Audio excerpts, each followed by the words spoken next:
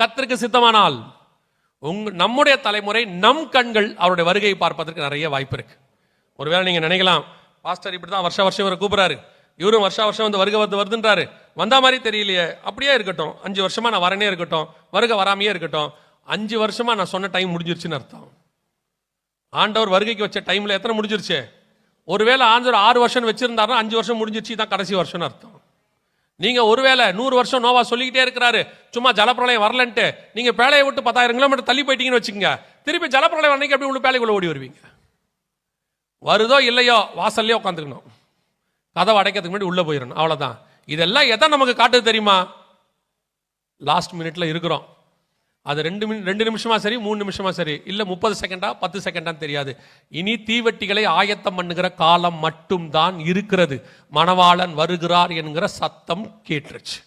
இனி நமக்கு இருக்கிற டைம் என்னது? தீவெட்டிகளை ஆயத்தம் பண்ணுவது. எப்ப வந்து கதவை திறக்குதோ போயிடணும்.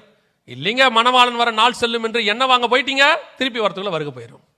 சோ சபை கர்த்தருக்கு பிரியமா இருக்கிறதா நான் நம்புவேன், நான் எப்பவுமே நம்புவேன்.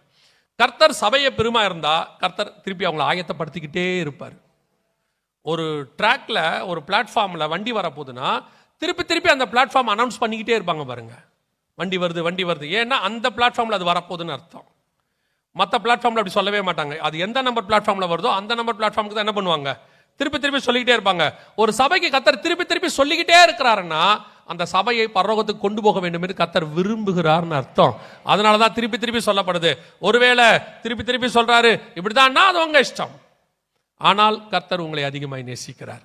இன்னொன்னும் பார்த்துக்கணும், எவனிடத்தில் அதிகமாய் கொடுக்கப்படுகிறதோ அவனிடத்தில் அதிகமாயும் கேட்கப்படும். அல்லேலூயா.